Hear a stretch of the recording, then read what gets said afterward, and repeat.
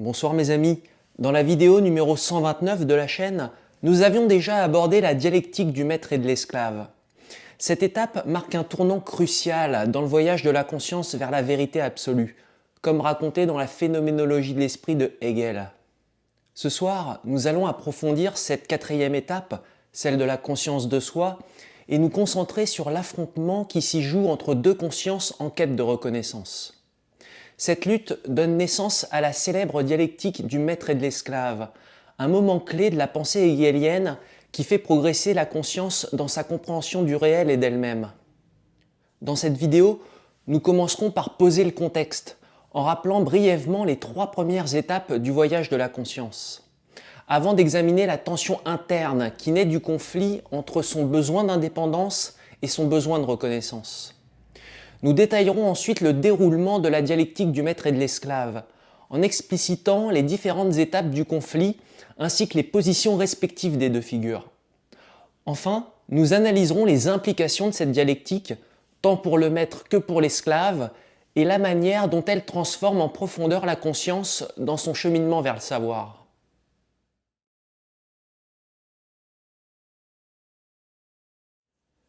La conscience ne parvient pas immédiatement à se reconnaître comme conscience de soi. Dans les premières étapes de son voyage, elle croit encore que la vérité est extérieure à elle et cherche à la saisir dans les éléments du réel. Elle tente d'abord de s'appuyer sur l'immédiateté des sens. C'est la première étape, celle de la certitude sensible. La conscience pense alors que la vérité réside dans ce qu'elle perçoit directement, dans l'instant présent. Pourtant, elle découvre rapidement que ce savoir est toujours relatif et instable, voire insaisissable. La position de l'objet dans l'espace est relative et sa position dans le temps est fuyante. Ce que je vois ici et maintenant est aussitôt remplacé par une autre position et un autre temps. Ce qui semblait être une vérité immédiate et absolue s'avère être une réalité fuyante et insaisissable qui se dérobe à chaque tentative de la fixer. Prenant conscience de cette limite, la conscience se tourne vers la perception et cherche à s'appuyer sur des propriétés stables pour atteindre la vérité. Elle pense que les objets qu'elle perçoit possèdent des caractéristiques bien définies et durables. Mais en les examinant de plus près, elle se rend compte que ces propriétés ne sont pas aussi fixes qu'elle le croyait. Prenons l'exemple d'une pomme. Elle semble être un objet clair et distinct. Elle est rouge, ronde, lisse et sucrée. Pourtant, chacune de ces caractéristiques peut changer. Sous un autre éclairage, elle peut sembler plus sombre. En mûrissant, elle passe du vert au rouge, puis finit par se ramollir et pourrir. Ce qui semblait stable se révèle en réalité changeant, dépendant des conditions et du point de vue sous lequel on l'observe. À chaque fois que la conscience essaye de déterminer ce qu'est réellement un objet, elle se heurte à une difficulté. Elle pensait que l'objet avait des qualités bien définies en lui-même, mais elle réalise que ces qualités varient et ne sont jamais totalement figées. Ainsi, la perception ne lui permet toujours pas d'atteindre une vérité absolue, car tout ce qu'elle observe change selon le contexte et selon la manière dont elle le regarde. Cette contradiction la pousse alors à chercher une explication plus profonde à travers l'entendement. Plutôt que de se fier aux objets et à leurs propriétés fluctuantes, elle tente d'expliquer le réel en postulant des forces ou lois invisibles qui seraient à l'origine de chaque phénomène observé. Elle pense que derrière la diversité et l'évolution des apparences se trouvent des principes rationnels qui gouvernent le réel. Mais cette approche rencontre également des limites. Plus elle cherche ces lois, plus elle réalise que ces forces supposées ne sont jamais accessibles en elles-mêmes.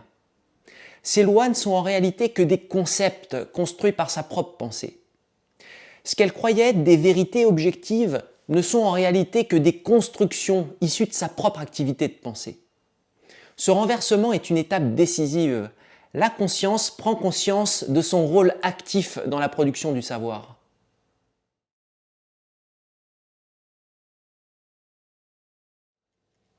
À ce stade, la conscience réalise que la vérité ne peut pas être cherchée uniquement dans un objet extérieur, mais qu'elle réside aussi en elle-même. Elle comprend que ce n'est pas seulement le monde qui se donne à elle, mais qu'elle, en tant que sujet, joue un rôle déterminant dans la manière dont elle perçoit et organise le réel. Elle se dit alors, Si je ne peux pas atteindre directement le réel à travers les sens, ni à travers les lois rationnelles que j'établis, alors peut-être que la clé du savoir est en moi. Peut-être que comprendre mon propre rôle dans cette quête de vérité est fondamental. À partir de ce moment, la conscience va changer complètement d'orientation. Elle cesse de chercher la vérité uniquement dans le monde extérieur et se tourne vers elle-même. Ce changement marque une transformation majeure dans son parcours. Pour la première fois, elle se définit plus seulement en relation avec les objets du monde, mais elle commence à se reconnaître comme un être pensant qui se pose des questions sur lui-même. Elle comprend donc qu'elle n'est pas un simple spectateur passif du monde, mais qu'elle est un sujet actif dans la production du savoir. Jusqu'ici, elle avait toujours supposé que le réel existait indépendamment d'elle, comme quelque chose qu'elle devait découvrir. Mais maintenant, elle perçoit que sa propre activité de pensée structure le savoir.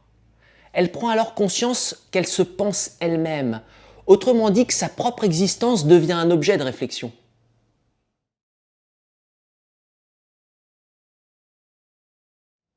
Mais cette nouvelle prise de conscience va rapidement se heurter à une contradiction majeure. Quand elle prend conscience d'elle-même, la conscience croit immédiatement être pleinement autonome. Elle se dit maintenant que je me pense moi-même, je suis un sujet libre et indépendant, sans avoir besoin d'un autre que moi. Mais elle réalise vite une limite dans son raisonnement. Elle ne peut pas se définir seule. Une conscience ne peut pas être pleinement conscience de soi si elle est seule. Pour exister en tant que conscience de soi, elle a besoin d'être reconnue par une autre conscience. Comprenez bien, être conscience de soi, c'est se savoir soi-même comme un être distinct, tout en ayant besoin d'une autre conscience pour confirmer cette existence. Prenons un exemple simple. Une personne qui se considère comme forte, est-elle réellement forte si personne ne reconnaît sa force ? Un individu peut bien se proclamer courageux, intelligent ou puissant, mais si personne ne lui attribue ces qualités, son affirmation de soi reste vide. La conscience comprend alors qu'elle ne peut pas pleinement exister sans qu'une autre conscience valide cette existence. Cette prise de conscience génère un conflit profond. D'un côté, la conscience se vit comme un sujet autonome, capable de se définir par elle-même. Mais d'un autre côté, elle découvre qu'elle dépend d'une autre conscience pour être véritablement reconnue. Elle est alors coincée entre ces deux exigences contradictoires. Ce tiraillement est intenable, et donc il ne peut pas rester au stade de la réflexion intérieure. Il doit se résoudre dans la confrontation, dans une lutte pour la reconnaissance dans laquelle deux consciences se rencontrent et revendiquent toutes les deux leur autonomie, tout en ayant besoin de l'autre pour exister pleinement. Chacune veut imposer son indépendance, tout en exigeant une reconnaissance. Cette confrontation inévitable va donner naissance à la dialectique du maître et de l'esclave. Incapables de coexister sans établir une hiérarchie, les consciences vont s'affronter dans une lutte de domination, où l'une finira par se soumettre à l'autre.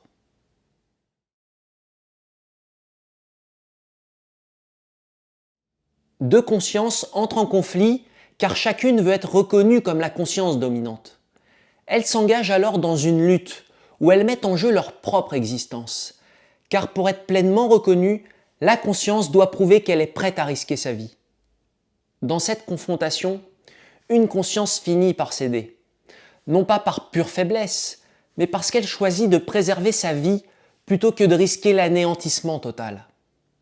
Plutôt que de disparaître, elle accepte de reconnaître la suprématie de l'autre.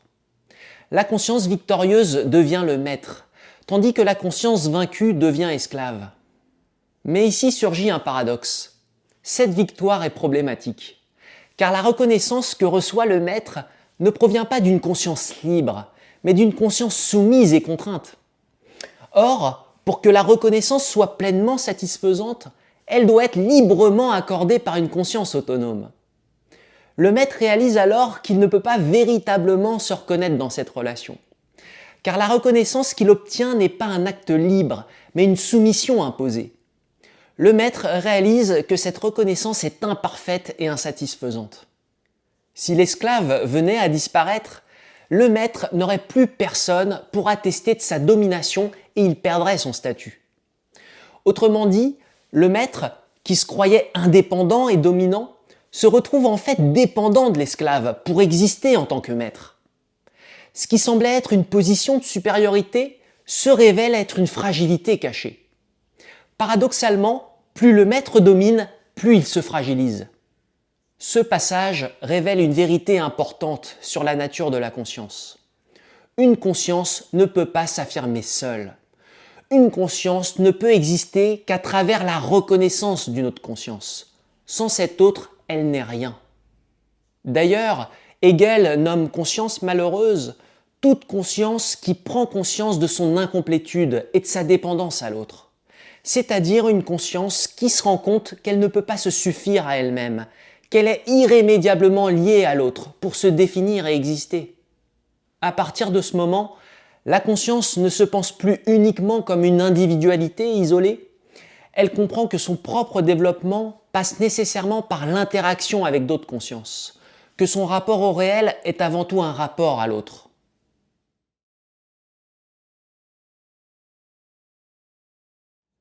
Le maître voulait une reconnaissance absolue, une validation de son existence comme conscience indépendante. Pourtant, la reconnaissance qu'il obtient de l'esclave est imparfaite. L'esclave ne le reconnaît pas librement, il y est contraint par la force. Une reconnaissance imposée n'a pas la même valeur qu'une reconnaissance qui viendrait d'un égal. Pour être pleinement satisfait, le maître devrait être reconnu par une autre conscience qui l'affirme librement, et non par une conscience soumise qui lui est assujettie. Mais le paradoxe va encore plus loin. Le maître, qui voulait être indépendant, découvre qu'il est en réalité dépendant de l'esclave. Sans lui, il n'est plus maître.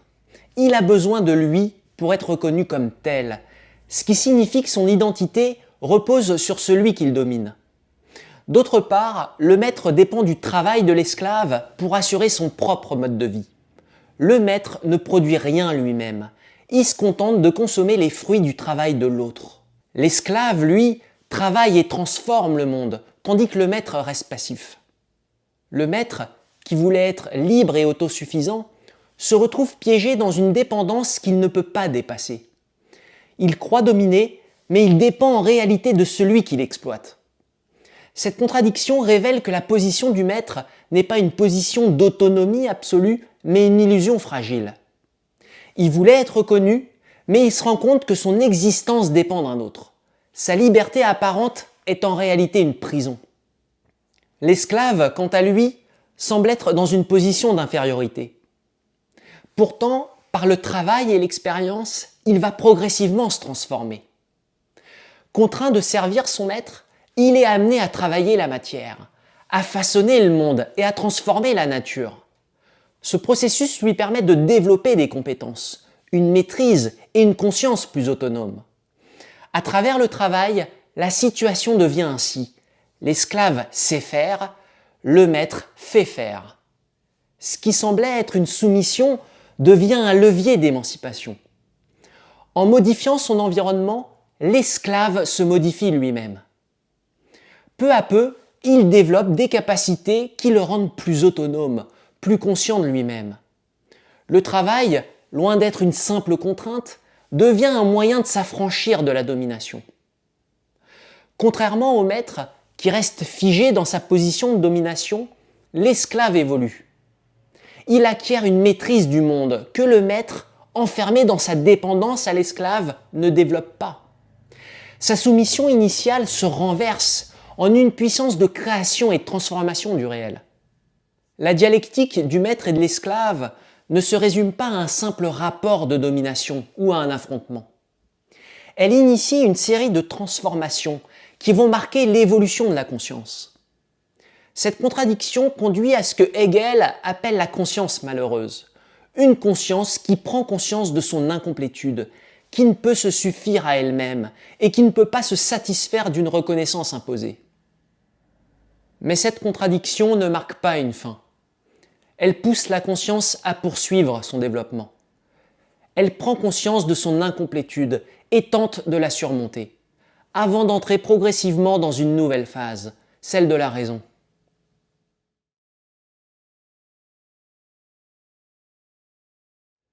Nous avons vu que la lutte pour la reconnaissance mène à la dialectique du maître et de l'esclave, où la domination se révèle être une dépendance et la soumission un chemin vers l'émancipation. Le maître, qui voulait être totalement libre, découvre qu'il est piégé dans sa dépendance à l'esclave, tandis que l'esclave, en travaillant et en transformant le monde, finit par s'élever au-delà de sa condition. Mais cette contradiction ne marque pas une fin. Elle pousse la conscience à poursuivre son développement vers la raison, car elle réalise qu'aucune reconnaissance imposée et contrainte ne peut véritablement la satisfaire. J'espère que cette vidéo vous aura aidé dans votre compréhension de la phénoménologie de l'esprit et de la dialectique du maître et de l'esclave. Si vous avez des questions et des remarques à faire, n'hésitez pas à les poster en commentaire. Je vous répondrai au plus vite. Quant à moi, je vous dis à très bientôt sur la chaîne dans une nouvelle vidéo.